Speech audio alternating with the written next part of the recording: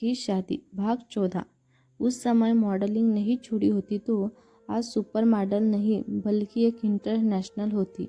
सिया, सिर्फ 2 सेकंड रुको, मैं कुछ सामान लेकर आती हूँ। सिया अंदर जाकर आती है। उसके साथ में एक टेडी बेयर है। सिया, चले? राजवीर, तुम्हें और कुछ भी नहीं लेना है? सिया, नहीं, मैं पुरानी यादों को यही छोड़कर जाना चाहती हूँ। हमारे घर में कुछ भी लेकर नहीं जाना चाहती। राजवीर सिया को किस कर लेता है और दोनों राजवीर के घर आ जाते हैं।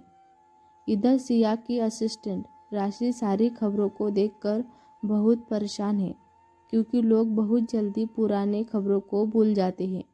करण की स्टेटमेंट को रिलीज हुए 3 दिन हो चुके हैं और सिया की खबर अब लोगों के लिए पुरानी हो चुकी है।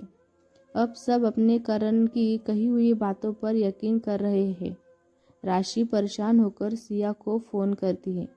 सिया का फ़ोन नहीं लगता तो वह सीधे सिया के घर चली जाती है और अपनी चाबी से दरवाज़ा खोल के अंदर पहुंचती है। सिया को घर पर ना पाकर राशि और ज़्यादा परेशान हो जाती है और सिया को फ़ोन करती है। सिया फ़ोन उठा लेती है। राशि, कहाँ हो तुम? मैं तुम्हारे घर आई हूँ। तुम अपने घर पर क्यों नहीं हो? सिया, मैं तुम्हें बता नहीं पाई, मैंने घर बदल दिया है। राशि, घर बदल दिया है? मतलब कहाँ बदल दिया है? कहाँ चली गई हो तुम? सिया, जिस वक्त सिया राशि से बात कर रही थी उस वक्त वह राजवीर के लिए चाय बना रही थी। राजवीर किचन में आता है और सिया से कहता है, तुम्हें यह सब करने की ज़रूरत नहीं है, नौकरों को बोल दिया करो। राजवीर को नहीं पता था कि सिया फ़ोन पर बात कर रही है। सिया के फ़ोन पर किसी आदमी की आवाज़ सुनकर राशि और ज़्यादा परेशान हो जाती है और सिया से कहती है, तुम किसके साथ हो? मुझे पता था, कोई तो बाहर वाला तुम्हारी मदद कर रहा है। ऐसे कोई कैसे किसी की मदद करेगा? कुछ ना कुछ तो उसका फ़ायदा ही होगा। तुम कुछ गलत तो नहीं कर रही हो ना? प्लीज़ मुझे बताओ। मुझे इसी वक्त तुमसे मिलना है। तुम कहाँ हो मुझे बताओ, मैं तुम्हें लेने आ रही हूँ। अगर तुमने मुझे नहीं बताया तो मैं सोच सोच कर मर जाऊंगी। सिया अपने फ़ोन को हाथ से ढकल कर राजवीर से कहती है, मेरी असिस्टेंट को हम दोनों को लेकर कुछ गलत फहमियाँ हो गई है, इसीलिए मुझे उसे थोड़ा बहुत बताना पड़ेगा। राजवीर, तुम्हें उस पर भरोसा है? हकीकत में राजवीर राशि के बारे में सब कुछ पहले ही पता कर चुका था। उसे पता था राशि एक अच्छी इंसान और बहुत प्रोफेशनल है। वह बहुत ज़्यादा ताम झाम तो नहीं रखती, सीधी सादी है और सबसे बड़ी बात यह है कि वह सिया के लिए बहुत वफादार है।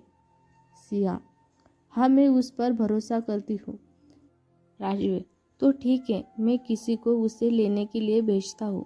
सिया, राशि ठीक है, मैं किसी को तुम्हें लेने के लिए अपने पुराने घर में भेज रही हूँ।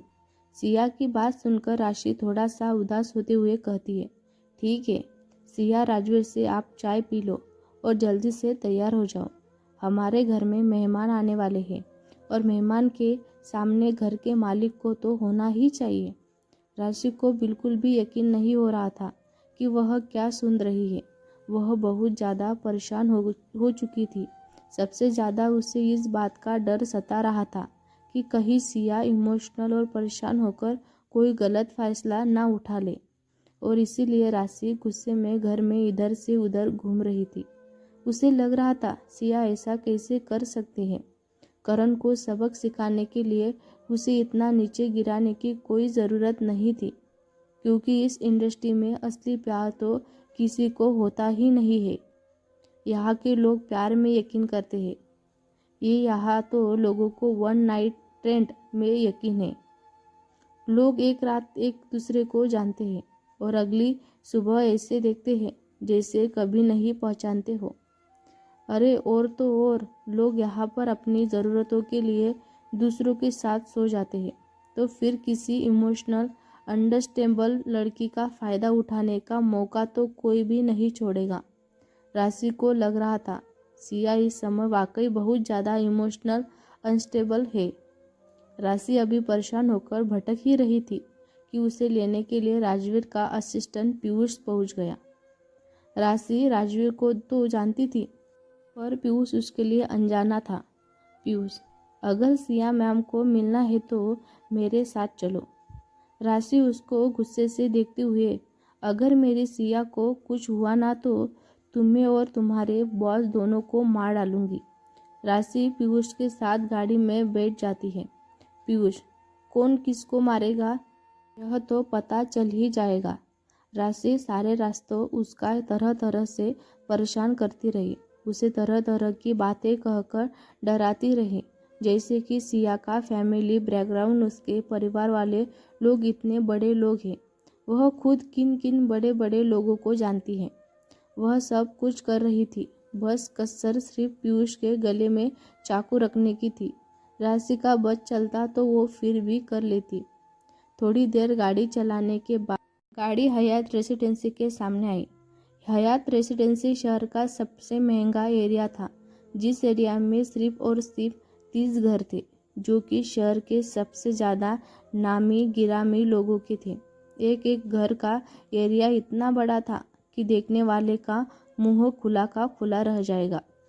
हर घर अपने आप में अनोखा था, और यहाँ रहने वाले लोग भी।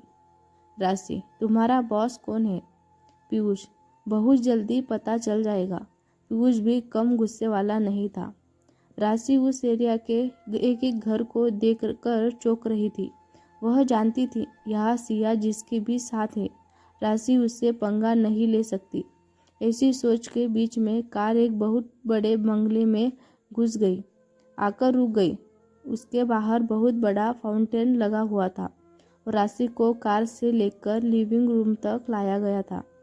लिविंग रूम अपने आप में एक महंगा था। लिविंग रूम में सिया घर के कपड़ों में सोफे के ऊपर बैठी हुई थी। हालांकि वह बिना मेकअप के भी बहुत सुंदर लग रही थी। घर के कपड़ों में राशि उसे देखते ही उस पर कूद पड़ी और उनके कान में जाकर बोली, तुमने क्या अपने लिए कोई बुढ़ा ढूंढ लिया है? करण को सबक सिखाने के लिए क्या ये सही रास्ता था? सिया, राशि, मैं तुम्हें कुछ बताना चाहती हूँ, पर समझ नहीं आ रहा कैसे बताओ। राशि, बताओ, क्या तुमने अपने लिए नया बॉयफ्रेंड ढूंढ लिया है? सिया, नहीं। राशि, फिर ठीक है। सिया एक सांस में बोलती है, मेरी शादी हो चुकी है। राशि जो बड़ी बड़ी आंखें फाड़ फाड़ कर सिया को घूर रही है। क्या तुमने अभी अभी कहा? हाँ। तुमने शादी, तुम्हारी शादी किससे, क्यों, कब? तुम क्यों पर हमेशा अपनी खुशियों के साथ खेलती हो? सिया उसे कोई जवाब देती इसके पहले राजवीर, जो ऊपर अपना काम कर रहा था, अपना काम खत्म करके नीचे आया। सीढ़ियों से होता हुआ वो आकर के सिया के पीछे खड़ा हो गया और बड़े प्यार से सिया की ओर झुककर उसके कान में कुछ कहा। सिया ने राजवीर को जवाब दिया, मुझे ज़्यादा टाइम नहीं लगेगा, बस आधा घंटा। यह सुनकर राजवीर हंसा और उसने एक गहरी नज़र राशि की ओर डाली और वापस चला गया। अभी अभी जो हुआ वह राशि के लिए अपने सपने जैसा था। उसने यकीन नहीं हो रहा था कि जो सामने है उसे वह देख रही है। उसने सिया को कहा, मुझे चीटी काटो। सिया, मुझे चीटी काटो। सिया मुझे चीटी काटती है। राशि, इसका मतलब है तुमने जिससे शादी की है वह ओबरॉय इंटरनेशनल के मालिक राजवीर ओबरॉय है और तुम अब मिसेज ओबरॉय हो? सिया, हाँ, जो तुम देख रही हो वही सच है। अब राशि दुखी से बहुत ज़्यादा खुश हो जाती है और खुश होकर उसने कहा, तुमने जो भी किया है वो बहुत अच्छा किया। अब मुझे पता चला कि तुम्हारी खबर करण के इतना पैसा खर्च करने के बाद भी हट क्यों नहीं रही थी। मुझे हमेशा से पता था तुम शादी करोगी, पर मुझे अफसोस होता था कि तुम करण जैसे घटिया इंसान से शादी करोगी। पर आज मैं बहुत खुश हूँ। करण कभी भी तुम्हारे लायक नहीं था। दोस्तों, मिलते हैं अगले भाग में। वीडियो कैसा लगा कमेंट करके ज़रूर बताना। वीडियो अच्छा लगे तो लाइक करें, ज़्यादा से ज़्यादा लोगों तक शेयर करें, हमारे चैनल को सब्सक्राइब करें। धन्यवाद।